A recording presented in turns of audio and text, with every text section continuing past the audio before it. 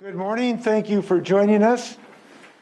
Today is a day of great danger in the state of Washington and great opportunity.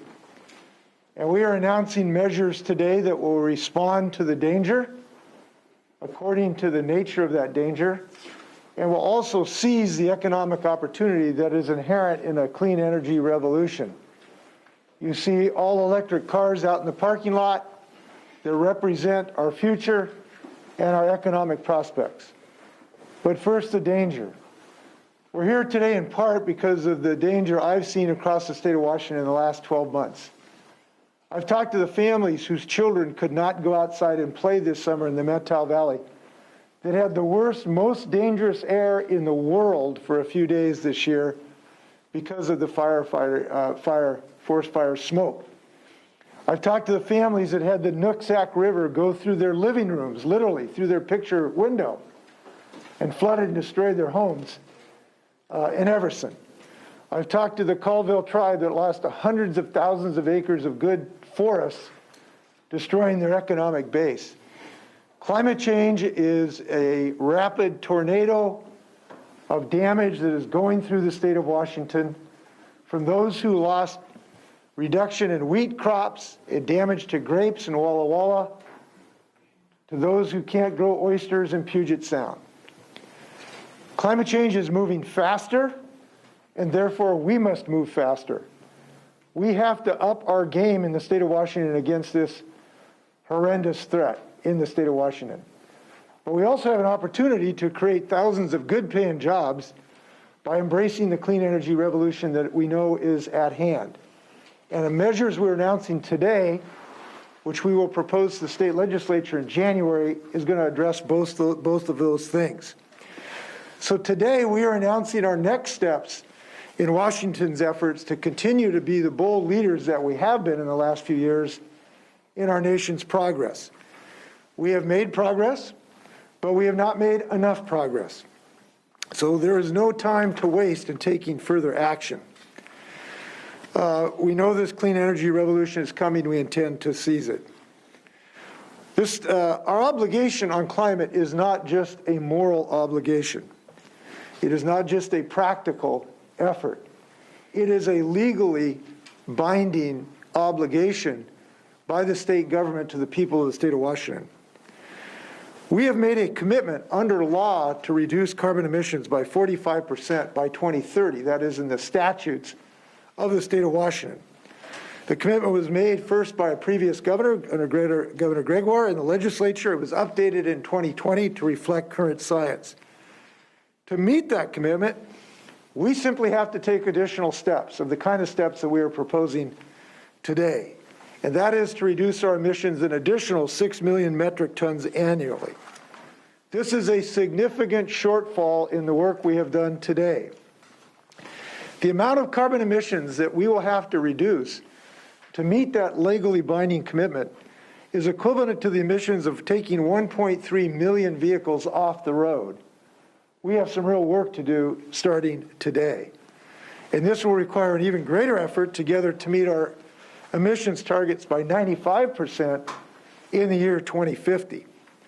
That's why we are pursuing these important bills to build this clean energy future right here, and to meet this legal obligation to the people of the state of Washington. So today we are stepping up to this challenge. We are stepping up the challenge because of this legal commitment, but even more so the commitment we all personally hold to our children and to our grandchildren and ourselves. Now, we chose this nearly completed child care center for our announcement because it is a perfect example of a clean net zero building. Construction is our state's second largest source of emissions, and many buildings are energy efficient. We're paying too much for utility bills because a lot of our heat's going out through the cracks in the building. We have to decarbonize our built environment from homes and apartment buildings to office and more spaces if our clean energy future is going to be realized. So this session I'm requesting legislation for our buildings, new and old, to help meet our statutory greenhouse gas obligations. Buildings like this one should give us confidence that we can pass bills like our Strengthening Energy Codes Act, which tackles emissions for new construction by requiring all new construction projects to be net zero ready by 2034. It allows local governments to move faster, should they decide it, by adopting requirements that go beyond these baseline energy codes. This will maximize energy efficiency, reduce wastage of energy bills, and discontinue the use of fossil fuels in our new homes and buildings. We know one thing: when you're in a hole, stop digging. And we need to decrease our use of fossil fuels in our buildings. It is clear. But we also need to deal with existing buildings, which is why our Reducing Greenhouse Gas Emissions in Building Act will reduce emissions from our existing buildings by expanding the state's existing performance standards to apply to buildings over 20,000 square feet in size. This would include large multifamily buildings as well. The bill also provides assistance, funding, and tenant protections to support building owners and ensure our most vulnerable populations benefit from cleaner, healthier buildings. And by the way, there's something we don't talk enough about. When these kids come to this clean building, they're not going to be, we hope, in the future, going to be breathing dirty air from burning fossil fuels. This is an effort to give our children cleaner air so they don't get overwhelmed by the epidemic of asthma. This effort is not just about our trees. It's not just about our fish. It's about our children's health. And this building is a perfect example why we need to make that effort. Third, our targeted electrification proposal will give all Washingtonians the opportunities to switch from fossil fuels heating to clean, efficient electric space and water heating. Now, some utility customers already enjoy that benefit. It is unfair that some do not. So we're bringing fairness to the opportunity for people to free themselves from polluting sources of energy. And we need to uphold Washington's legacy of providing reliable, affordable energy while meeting our climate commitment. As such, I'm proposing a $100 million grant program to support the installation of solar panels on buildings throughout the state. It may surprise people, but we get a lot of photons coming free in infinite quality in the state of Washington. And we know that we got a lot of roofs to put solar panels on. This is going to help people get that. Additionally, our clean heat plan would require gas utilities to develop and update decarbonization plans every 4 years to ensure compliance with the Climate Commitment Act. By planning ahead, we can assure that the clean energy transition maintains Washington's legacy of reliable clean energy. We need to rebuild our buildings as well. And that means enormous jobs for people throughout the trades in the state of Washington. From carpenters to pipe fitters to electricians to sheet metal workers to laborers. This is a jobs program like no other. You look at all the buildings that need work in energy efficiency, and every one of those buildings means jobs for somebody in the state of Washington. So we look forward to make sure we maximize that opportunity. Now, in the last session, we did make historic progress to reduce climate pollution and advance environmental justice with the passage of the Clean Commitment Act, the HEAL Act, and a clean fuel standard. In addition to the new proposals we roll out today, we are committed to successfully implement the laws that we already have on the books. That's why I'm proposing the establishment of an Office of Climate Commitment Accountability to align and strengthen our laws and to make sure that our overburdened communities are living, who now live with the impacts of pollution in the air they breathe, can be treated fairly. We're proposing legislation required by the Climate Commitment Act to map out the long-term pollution reduction pathways also for emissions-intensive trade-exposed industries. And my budget proposes $50 million in a grant program to help those industries implement necessary decarbonization strategies. I also have some good news that we've had lengthy, very substantive, and I believe will be successful discussions with our tribal partners about tribal consultation on citing some of these clean energy efforts. Based on those discussions, I'm introducing legislation that provides a stronger and clearer consultation process. We will protect tribal resources and sites that are sacred to tribal communities, by making sure that we have fair, full, and successful consultation when we cite these efforts. Now, we've talked about buildings, but the greatest source of emissions in Washington remains our transportation sector. In November, I signed an executive order to make our state's light-duty fleets zero emission by 2035, and the same for our medium and heavy-duty fleets by 2040. But we have got to continue our innovative and aggressive actions in supporting the future for zero-emission vehicles in the future. Currently, our state's primary incentive for zero-emission vehicle purchases comes from a sales tax exemption, but that is woefully inadequate to the task at hand. So we need to up our game here. Therefore, we're recommending a rebate that would reduce upfront costs and make electric vehicles priced comparable to gas-powered vehicles. These kind of rebates have become standard for EV sales incentives nationally, and they've already been adopted in several states. In addition to rebates for EVs, electric motorcycles, and e-bikes, I'm also proposing an increased rebate for low-income Washingtonians so that people can get access to these vehicles. This proposal would offer a $7,500 rebate to purchase or lease a new electric car with an MSRP of less than $55,000, or electric van, truck, or SUV below $80,000. It would also include a $5,000 rebate for used EV purchases or leases, as well as a $1,000 rebate for electric motorcycles and e-bikes. Washingtonians making 60% or less of the state area median income would qualify for an additional $5,000 rebate for new or used electric vehicles. That means folks who are at or below the threshold would receive $12,500 in rebates if they purchased a leased or new vehicle, or $10,000 for a used EV. In both Oregon and California, we have seen success of fairly similar programs. We want to make sure ours are even better, and this proposal would accomplish that. Our budget also increased investments across the transportation sector. To meet our goals, we have to improve accessibility, affordability, safety, and reliability of clean transportation options. We want to continue pursuing those goals in the next transportation bill. We've got to increase our state investments in cleaner fuel ferries, statewide EV charging infrastructure, clean bus technology, and improvements to transit, bicycle, and pedestrian infrastructure to meet our goals. We intend to pursue all of those in the next transportation budget. Now, this is an ambitious proposal, but is one necessitated by the urgency of the moment and the tremendous opportunity for job creation. One of the great joys I've had as governor in the last 12 months, while I've seen the damage of climate change, I've seen the enormous job creations that happen all over the state of Washington. At Group 14, where we're making a silicon anode battery, it might increase battery capacity by 50%. Imagine what that means in an electric car. At First Mode, where they're building a fuel cell that can power a locomotive. At Aviation, is going to make the first all-electric airplane.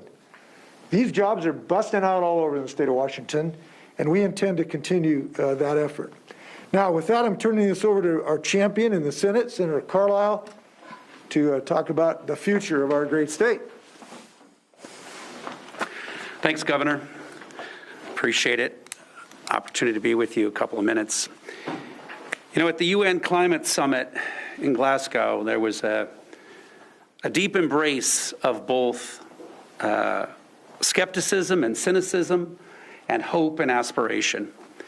And what we learned from that journey is that states like Washington and the Pacific Coast, British Columbia and Oregon and California, are the gold standard of what's possible. And it's so easy to allow cynicism to take hold.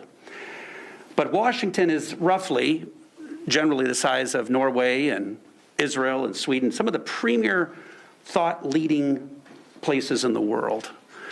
If you look at our decarbonization strategy, if you look at maritime and aviation, long-haul trucking, energy storage, utilities, if you look at our electricity sector, our transportation sector, we are showing that you can decarbonize and move away from fossil fuels while building a sustainable 21st century economy. The governor talked about the jobs that are busting out. If you look at the economic heart and soul of Washington State and all of these tough to decarbonize sectors, we have right before us the policy tools to be able to build that kind of economy. And I think ultimately, if you appreciate the magnitude of this work, we basically in 2018 had about 100 million metric tons of emissions. By 2050, we have to emit 5 million metric tons while growing our economy, building quality of life, providing economic opportunity, and being deeply connected to environmental justice and equity. And it's possible.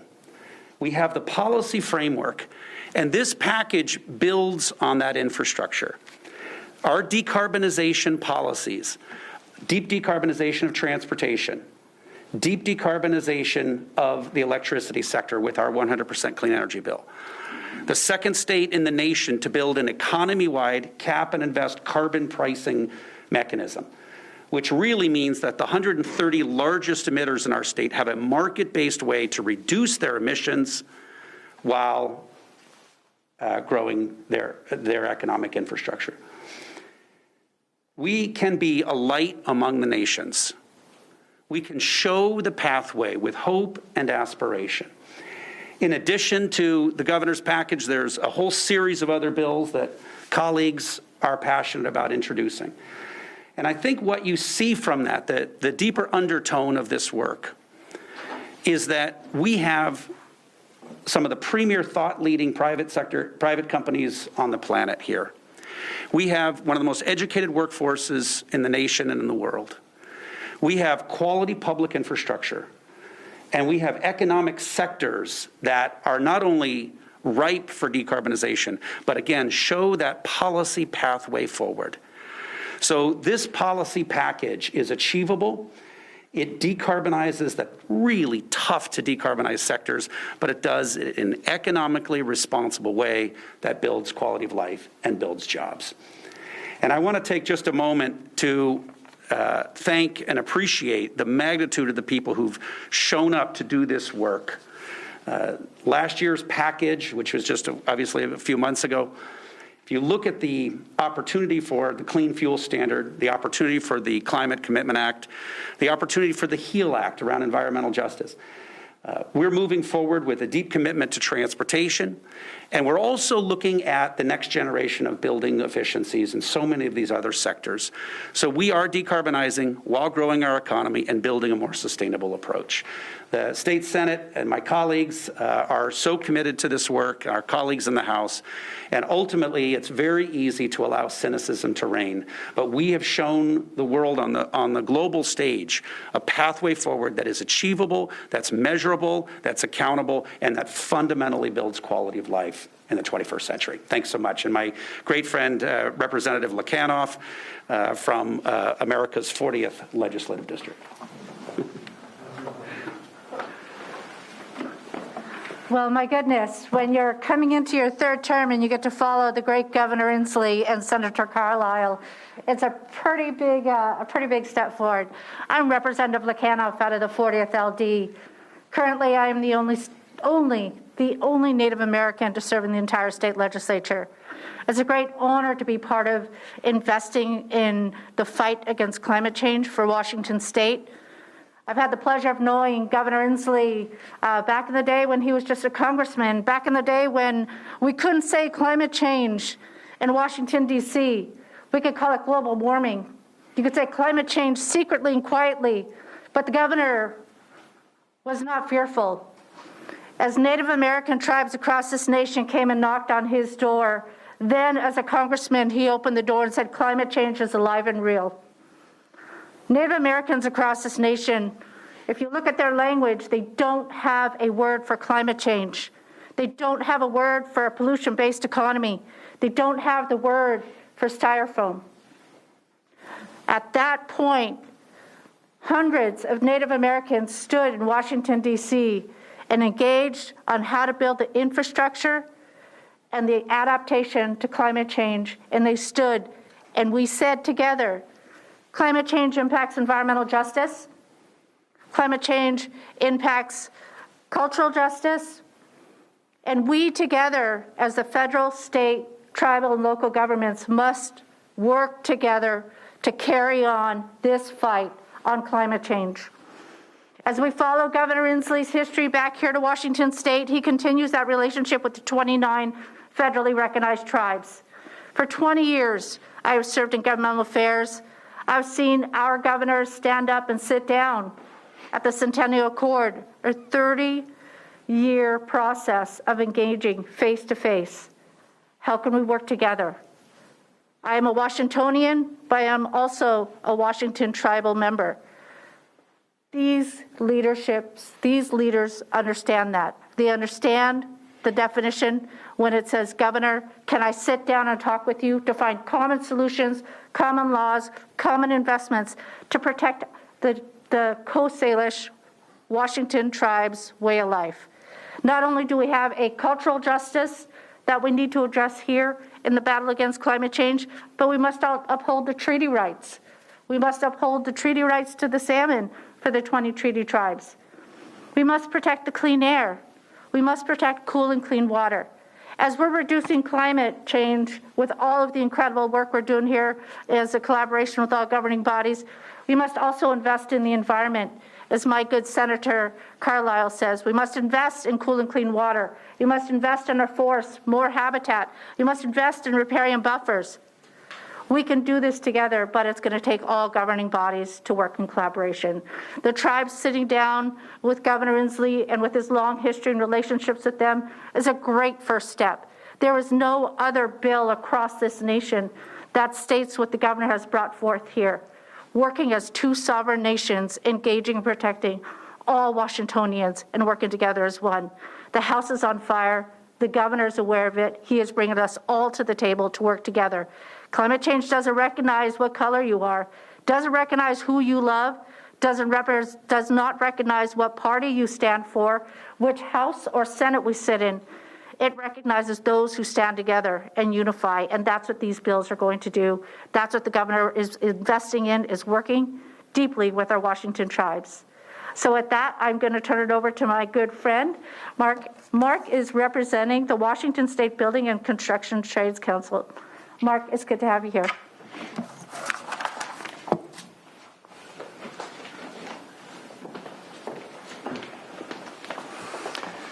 Good morning. I appreciate the opportunity to be here with you.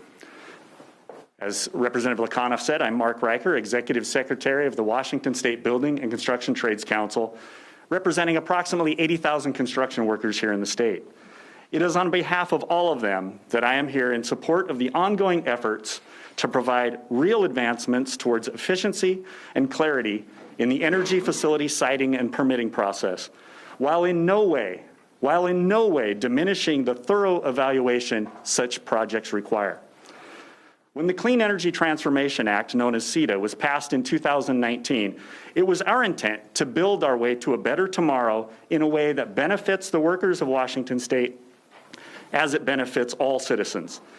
That is why I am pleased to be here today, along with elected officials, in support of policy that makes advancements while treating tribes with the respect they deserve as sovereign nations through early and thorough consultation in order to learn and understand tribal interests in government-to-government relations to ensure that as we transition, we are not doing so without a full understanding of the ramifications of all of these proposals. Simply put, we in the building trades believe the current permitting process to be a barrier to the development necessary to meet the requirements of CETA. We are glad to be involved in these efforts, doing the important work of developing policy that benefits the nearly 8 million residents of the state. Additionally, we continuously hear the drumbeat of a need to train the workforce for the new technologies of tomorrow.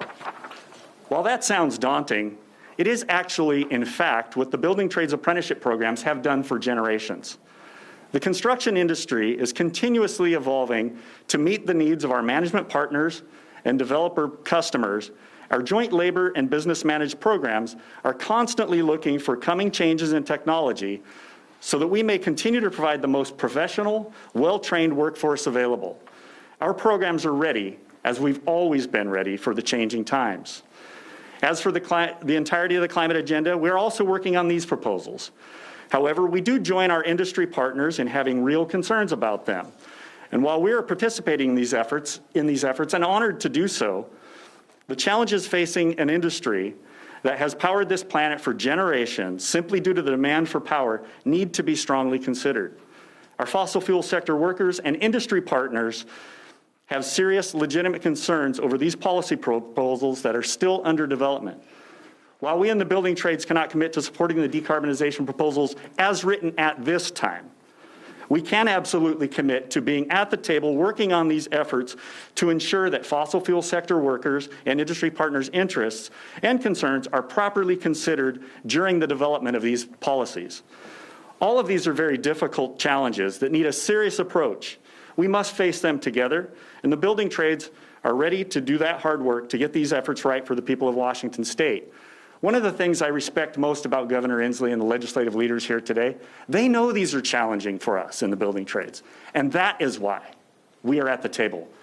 Not in spite of the fact that they're challenging, but because they're challenging. And we need to bring our best efforts to the table to get these policies right. Our members deserve no less than our best efforts, and the citizens of Washington State deserve no less, and you will get it from us. Thank you. And I believe I am introducing now Representative Alex Remmel. Thanks, Mark.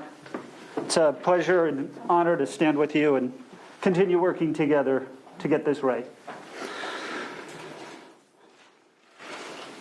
Over the last year, our communities have been overwhelmed by unprecedented disasters. We saw wildfires destroy forests and homes and blanket us in smoke because of unprecedented drought conditions.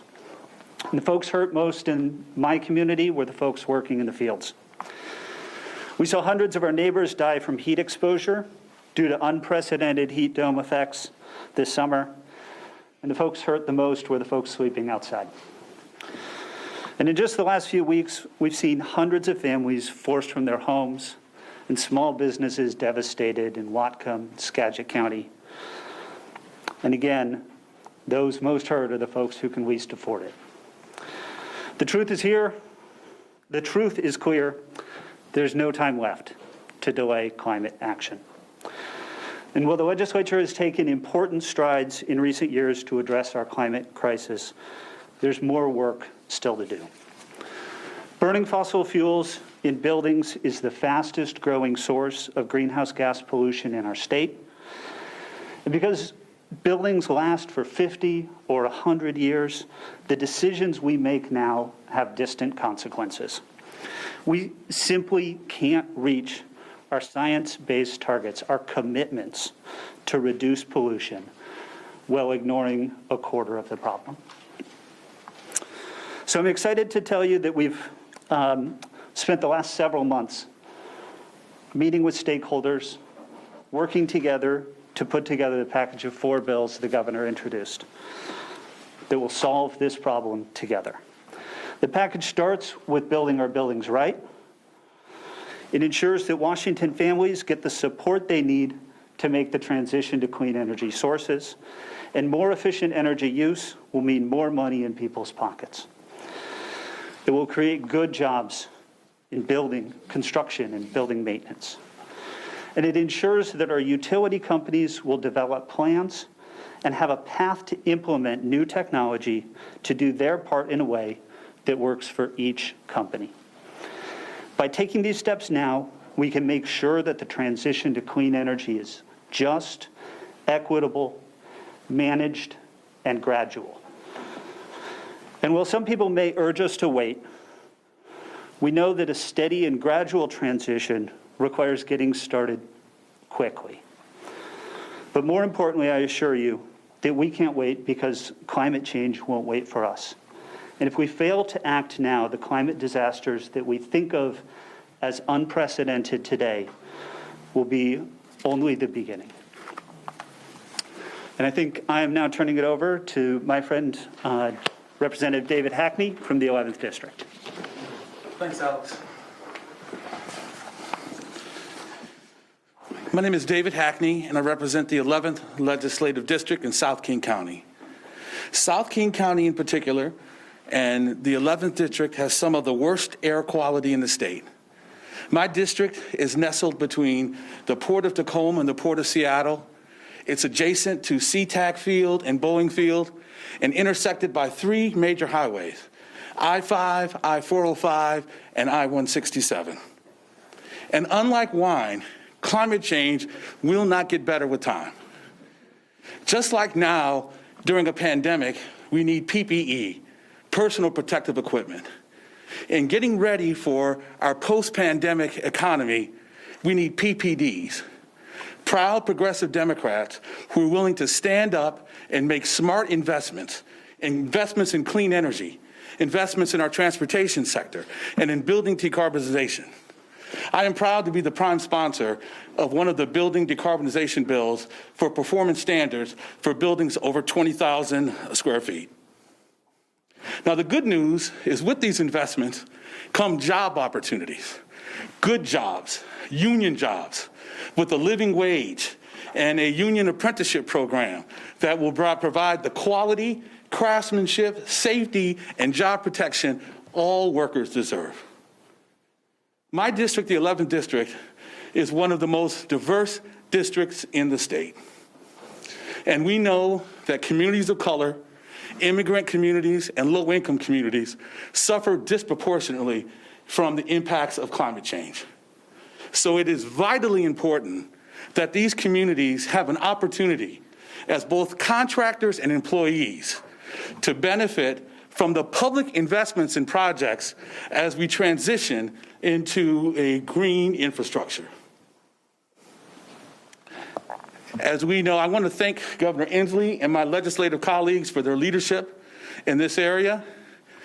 They understand the urgency of how we need to act. And we recognize that we don't have any more time to waste. Thank you.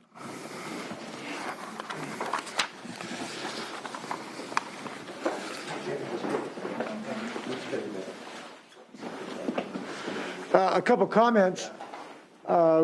Is Marco on his way here? Yeah, he's just walking in. I'll just fill until Marco Elias, our new transportation chair, gets here. One of the things we're doing, too, on the training aspect, Mark talked about the need for training. I am proposing $25 million for increased training for some of these tremendous jobs that we're opening up with these opportunities. I know Mark is going to do a great job putting that to work because we know training is so vitally important. So while Marker is walking up, I'm reminded of the time I was trying to kill 15 minutes till Al Gore got to the podium. And it's really a problem when you start just rhapsodizing on unique things. I do feel good about these bills this year, and I'll tell you why. Well, I'll tell you why after Marco speaks. Marco, why don't you come up here and tell us what you're going to do for transportation this year. Thank you. Yeah. Good to see you, Governor. You bet. I would make a joke about traffic, but I'm in charge of that now, so I can't do that. So thrilled to join the governor as you announce this bold strategy to tackle our climate crisis. Clearly, transportation has to be at the front of that work. We account for the largest share of the state's emissions, and we've done some really bold things, Governor, in the last 2 years. And I'm committed to getting those things fully implemented and in place, including our clean fuel standard. So we're going to be partners to get that done this year. It's also crucial, I started my career as a green builder to make sure that our built environment is better than what we see today. And so we're going to work to decarbonize our buildings, to find a pathway to chart a predictable way forward for our industry as well. And then we've got the opportunity to create thousands of jobs across Washington in this space. I really want to thank South Sound Solar and Silfab for bringing solar panels here today, for the work that they're doing to create jobs in our communities. So we're going to create jobs in transportation, we're going to reduce our emissions, we're going to help the built environment be cleaner and healthier, we're going to create jobs in clean energy, and we're going to get the policies from the last 2 years done. How's that, Gov? All right. Thank you very much. We're going to do a quick setup of a video from Brad Smith, so we've got our folks just coming up to the TV. Are we going to make this work? And we're going to make it work. Great. Okay, we're going to get Brad Smith going here. By the way, Silfab in Bellingham is the largest manufacturer, most successful manufacturer of solar panels in North America. We got something to really be proud of. And it's one of the reasons why we feel good about these bills. People are now seeing real jobs instead of just hypothetical things. We're going to go out afterwards. I'm going to invite you afterwards to look at all the electric cars in the parking lot. Those are car salespersons' jobs. Those are maintenance jobs. These are manufacturing jobs. There's just jobs galore, and I'm glad to be able to brag about SoFab. And a huge thank you to South Sound Solar for helping us get this. South Sound Solar, thank you very much. Thank you. Thank you for doing this. Yeah, you've been a champ for a long time. He knew about this when it was just a pipe dream. Come a long ways. Okay, how we doing? All right, it looks like We good? Okay. we got a video on screen there. Hello, everybody, and good morning, and thank you, Governor Inslee, for bringing us all together. I would have loved to be with you in person this morning. My schedule just didn't permit it, so I'm up early to record this so you can use it at the event. I first want to underscore just how important the issues are that all of you are there to discuss. We all, I think, increasingly appreciate that the work to address climate change will be among the most important of the rest of our lives, and it will impact virtually everything else that we need to do if, in fact, we're going to ensure that this planet remains habitable as it is today for humanity. So we have a lot of work to do. Certainly at Microsoft, we've been focused on that as a company. As many of you know, we've committed to be carbon negative by the end of this decade. That means by the year 2030, we'll be removing more carbon than we emit each year. That includes all of our Scope 1, Scope 2, and Scope 3 emissions. And we've committed that by the middle of this century, by 2050, we will remove from the environment all of the carbon that Microsoft has emitted in its Scope 1 and 2 emissions since the company was founded in 1975. There are many different things that we need to do to achieve that goal, but part of what it has caused us to act on and to really think more about is carbon related to buildings. And that's what I want to spend a moment to address today. This is a complicated and challenging topic, but it's important because a lot of the carbon that's emitted in the world today is emitted in cement and steel and other everyday aspects of modern life. And that's why we as a company have been moving to really modernize our campus even as we expand it so that we can reduce its carbon footprint. Specifically, we're focused on 4 areas of activity. The first is to reduce what is referred to as embodied carbon. Using modern calculators, we're able to go to work as we are, and we're identifying the carbon that's embodied in our ceiling tiles, in our walls and carpets and the like. And we have a goal of reducing embodied carbon on our campus by 30%. The second thing we're doing is focusing on electrical use, specifically clean electricity. We're moving towards what is virtually a 100% clean electricity-based campus in Redmond and for our buildings throughout Puget Sound. Thanks to a lot of important work with PSE, local utility regulators and the like, we've made rapid progress towards that goal. And as we're continuing to modernize our campus, we're even doing things like putting in new ovens with inductive heating so as to further reduce the electrical impact. The third thing we're doing is tapping into geothermal energy. Using our new thermal energy center, we're focused on developing deep geo wells, and this will reduce our energy consumption by half compared to what is required for a typical energy plant. And then the last thing we're doing is focused on our vehicle fleet. We have buses, we have cars, we have shuttles, as you may know, and by the end of this decade, all of that will be based on 100% use of electrical vehicles. I think this captures the wide array of issues that one needs to think about, that we need to start to discuss as a state. It, I think, also reflects the level of ambition that we're going to need to aspire to address. All of this is also going to require new and better measurement systems. This is a huge focus for us at Microsoft.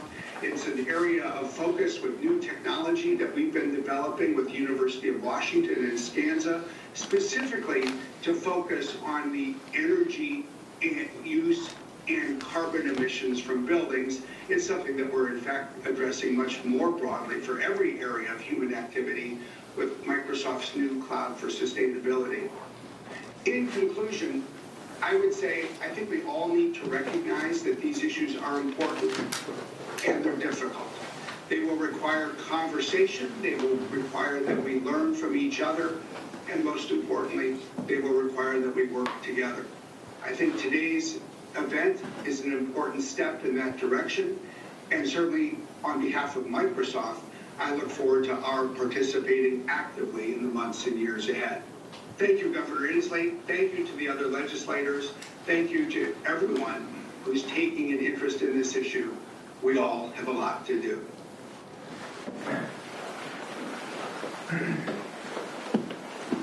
I was at a forum about embodied carbon at the University of Washington School of Architecture last week, and it was really interesting. There was both Microsoft and a host of other businesses there, and they basically said what we have found is if we simply look for building products that have less carbon associated with them, we find them at virtually no extra cost. It's just a matter of looking for them.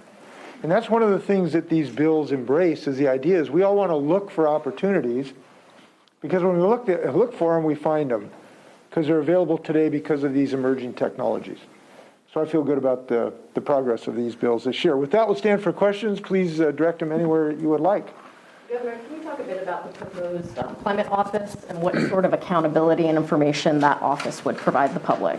Well, I think one of the most, well, obviously providing the public in education transparency is important, but one of the most important aspects of it is to make sure that this office will assure that all of our agencies embed the climate mission, particularly in the development of their budgets. So these agencies come to the governor with proposals for their budgets. We want this office to make sure that they assure that these agencies embed this mission statement in the agency's mission statement, because every single state agency has activities that are associated with carbon. Certainly the Department of Transportation comes to mind first. The Parks Department, when it embraces heating and cooling systems, we want them to make sure that they're thinking about reducing carbon emissions in their activities. When we're dealing with DSHS on some of our safety net programs, we want to make sure we're taking care of disproportionately affected communities like David's. So all of these agencies can have a climate function. This office is designed to make sure that they fulfill it. And by the way, I want to piggyback on one other thing David said. One of the things that got me going on this probably 12 years ago now is when I met someone, I believe it was in David's district, a 14-year-old Latina young woman who told me that she was 11 before she knew there were some children who didn't have asthma. All of her friends had asthma. And she did her own research and she found out every quarter mile you live closer to a highway or a polluting industry, your chances of asthma goes up like 20%. This is a health issue, and this office will help make sure every agency is thinking about children's health when they're doing their function. And you also mentioned that not all utility companies offer rebates for things like heating pumps. So does this proposal cover that and expand it in a way that it does for electric vehicles? In a sense, because it, through a variety of regulatory changes, it allows utilities, and to some degree requires utilities to make those options available to their customers. It allows them to use in their rate base investments to help consumers get access to these clean energy sources. So yes, it does. It requires a clean energy plan when they're advising us how they intend to fulfill the mandates of the Climate Commitment Act, how they're going to do that, which includes helping customers get access to these clean energy sources.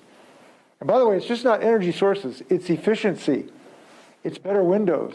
It's caulking the cracks in your house. It's putting in insulation with Mark's people doing the work. That efficiency is just as important as the energy source itself. And so in probably 3 out of the 4 bills I've proposed, there is a mechanism to do exactly what you said. Governor, can you talk about whether you softened the phase out of the natural gas heating and water heating in new residential construction over last year's plan, which had a 2030 deadline, and it was a hard deadline that no new natural gas hookups to residential construction. Well, I'm not sure I would describe it as softening. I would describe it as making it more effective because we can get it passed, and that's what really counts. And we think this is an appropriate timing to both get it through the legislature and have meaningful reductions. This is central to our task. I mentioned that I studied economics. I was with you the other day, and I was talking to a class of brilliant people about climate change. And I was remembering a professor there who said one of the economic principles you got to realize is when you are in a hole, stop digging. And we are in a hole on climate change. And every time we increase the use of natural gas and we put it into a building, it means it's going to be there for 50 years. And it means 50 years of more pollution going to be staining the future of our children. We have to stop digging. And so this effort to do so in a way that recognizes the ability to get people to have reasonably priced heating systems, which we have today in spades, as an alternative to natural gas, we got to start using them. So I do think this is an appropriately calibrated measure. Now, the other thing I want to mention this is that none of this is, we're not turning a light switch off here. This is a real stat. We're slowly dialing down over years, over decades sometimes. And people think, oh, you're going to shut down, we're going to be in the Stone Age next Tuesday. No, we are in a transition period. We have to start the transition period, and we have to calibrate its pace at an appropriate level. And we think we've got it at the appropriate level. When you see the burgeoning of these technologies coming on, I tell this story, I hope you haven't heard it too many times. I was 10 or 12 years ago, I was in Congress, and I wanted to show my colleagues that electric cars were going to be the thing of the future. And so I had General Motors bring down the Volt, a prototype Volt. It was a hybrid electric car, and we rolled it down the U-Haul. We opened up the hood, and there was nothing there. They didn't even have a motor yet. It was just it was a shell, right? And all of my friends were laughing at me and giving me a bunch of grief, and because they thought this is just a toy. It's not going to happen. We'll go out in the parking lot here, and you see about a dozen electric cars that are going like gangbusters. They accelerate faster than internal combustion engines could ever think of, and people are buying them. And now we want to make sure more people of lower income levels can get access to them. That's because of this effort. So anyway, we are starting a transition, and I think this is the right pace. Governor, where will the $626 million in your proposals, where will that money actually come from? And my follow-up question will be to the legislators. What's the likelihood of your two chambers approving a $626 million expenditure? Well, I have an answer to that. Yes, they will. It's not a problem. We've solved that problem. So we've solved that problem. Listen, these are existing revenues. There are no new revenue sources in this package. So there are no proposals for existing revenue. It comes from existing revenue sources, which to some degree does include federal funds in some sense, because we are receiving federal funds for a whole host of issues. There's, I think, $7.5 billion for charging stations in the infrastructure bill that has already passed Congress. We don't know what's coming in the reconciliation bill. If and when the reconciliation bill passes and it has some rebates of the nature we're talking about electric cars, we'll of course calibrate ours to fit the federal requirement or the federal rebates. We'll have to look at that. Would anyone like to disagree with me on say we're going to pass these bills? I don't know if anybody want to say anything. Look, I think what we've seen here is a very diverse group of legislators who want to put their shoulder to the wheel. They've already produced. Reuven has led in so many ways in the Senate. We have the best climate commitment act in the United States, in part because it has the most environmental justice. It is most helpful to overburden communities, and what Reuven and Marco and others got done last year is the envy of the nation. When I go to these meetings with other governors, they say, how'd you pull that off? I say, well, we got good legislators. And I think that we have broad-scale commitment to it. So I feel good about these proposals. Does anybody want to add anything, actually? Okay. I'd like to chew on the legislators just a little bit more on this. Governor always proposes budgets. The Senate and the House always comes up with their own budgets. What's the likelihood of this budget being copied by your two chambers? And do you think you would have enough votes for all these expenditures? Let me take a stab at that first. The probability is zero. The legislature never takes the governor's budget on every single thing, but we got good people who care. Ruben, you want to just talk about that? Look, the Climate Commitment Act raises over 15 years about $7.2 billion. 72% of that money is allocated currently to transportation, the rest to operating. So we have existing resources in sort of a long-term strategic way. We also have a strong partnership in the federal infrastructure package passed by the Biden administration. And I think ultimately we also have an operating budget that has a lot of alliances with the transportation infrastructure of our state. These are not separate silos as much as we often say. There's an opportunity to be thoughtful together about how the budgets interact. The legislative process, as we get ready in a couple of weeks to kick in high gear, we have a representative democracy and a separate branch of government, and sometimes it's challenging, but obviously we're deeply aligned on this work. And I think that we have a strong consensus that the framework of this package is very strong.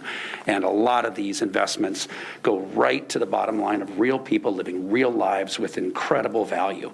And these are quick, instant refunds in many cases, very easy to access, doesn't require 14 forms and 23 levels of government to figure out how to access. I've got a small little bill that it's very much aligned, as an example, cash for lawn clunkers, where you turn in an internal combustion engine of a leaf blower or a lawnmower, running or not, and boom, up to $200 right there, a refund that you just go online. So as an example, whether it's automobiles, whether it's heat pumps, whether it's lawn equipment, we're really moving toward a direction of prioritizing getting real dollars into people's pockets. Governor, I'm happy to step in. I think one of the most exciting parts about collaborating with both the Senate and then with the governor's office is we're seeing a Climate Commitment Act that's impacting every household. We're seeing funding going back into our rural communities. We're seeing environmental reduction in air quality and water quality. These collective bills that are coming across really embrace all the people who call Washingtonians home. The state legislature recognized that. We are going to fight very hard in working in partnership and collaborating and making sure that our programs represent equity and diversity, that all governing bodies work together, that we are not putting forth unfunded mandates. We are going to invest in making sure that climate change is one of the #1 priorities and success stories across the nation. They're going to say, Governor, how'd you do that? And he's going to say, again, because he had a great legislature, great relationship with the tribes, and really bringing everybody along to do this collectively, because climate change is not going to be here unless we all work together. Governor, I just want to clarify, so the federal infrastructure money is not included in this plan then? No, we haven't allocated that. Do you have any ideas for how you want to see that? Is it similar to some of these? Well, the infrastructure bill has money for charging stations in it, so that will, one way or another, we'll work through that to make sure we're cohesive with the federal dollars. The reconciliation bill that we hope the Congress will pass has hundreds of millions of dollars, including rebates programs for electric vehicles, and we don't know what's going to be in that yet. But whatever comes out of that, we will massage our numbers so that we're either meeting them or on top of them as far as our incentive packages. So we look forward to getting that job done. On two transportation-related questions. First, on the rebate program you mentioned, could you walk through a little bit of if someone wants to buy a $50,000 electric vehicle new and they make $50,000 a year, what would they be eligible for in rebates and assistance under this plan versus what now? I think you mentioned the sales tax exemption was it. So how does it actually pencil out per person? Well, at 50,000, Anna, can you help me? Anna, could you come up here and talk about the specifics of this? I'm going to ask Anna Leasing to come up and talk about the specifics. She actually has the dollars in her head better than I do. So for the EV rebates, it would be $7,500 for a new car and $5,000 for used vehicles, plus an additional $5,000 for income qualified Washingtonians. So that's anyone making 60% of the state median income. So that's roughly around $68,000 for a household of four, I believe. So if someone who's making $50,000 and they buy a used EV that's under $50,000 MSRP, that would be about $10,000 as a point of sale rebate. You keep the sales tax exemption? The sales tax exemption is currently in place. That would require legislative action to change it. Correct. You wouldn't get both. You would not get the sales tax exemption and the 10,000. You get. Currently, you would if the EV rebate passes. Yeah. My second question on transportation bill, you're using. Thanks, Anna. Anna, by the way, I want to thank our staff, Becky, Anna. They've been doing fantastic work. They've been leading the country. When we were in Glasgow, the world was looking at our staff for answers, and they got them. And I'm glad we were able to lead. It looks like you use about 400 to 450 million in general fund for transportation between the rebates and then the ferries. And it's a transfer, right? You're not looking at it as a loan. What does that do to the time frame to finish the first ferry, you get the other two? And I guess Senator Elias, if you might well comment, what does that do to the transportation budget and transportation package conversation? Well, it accelerates the second one, which we think is important. Look, we need new boats desperately in our state ferries. We are rapidly increasing our staffing, but even if we get to the staffing we need new boats. We just don't have any reserve capacity. So every time, somebody's crab pot line gets wrapped around our prop, we're canceling sailings. And we probably have half the reserve capacity in our ferry fleet that we need to have any stability in our ferry fleet. If you look at any public transportation system, we have half as what you should have in reserve for a bus fleet or a ferry fleet, or we only have half of it. So this is to restore the stability of our ferry fleet. We have to have additional ferries, and if we're going to do it, we should do it electric, so that people aren't breathing diesel smoke. Look at this diesel smoke is killing people. There are tens of thousands of people who die because of diesel smoke every year. And then our kids are having this asthma epidemic. So it just makes sense to go electric. I guess my question, though, Connecting Washington, which is a long-term plan, has hundreds of millions of dollars for some of these ferries. By taking $300 million from the general fund, you speed up the process. Does that also free up money in the Connecting Washington for other projects? No, this is in addition. This is in addition to the previous package. And I know we've got to create a little space. That's right in our car line. Yeah, do you want to say something? No, I get it. Okay, Ruben's got to leave here. Anybody quick questions? Okay, thank you, and let's go build a new future for the state. Thanks a lot. Be well.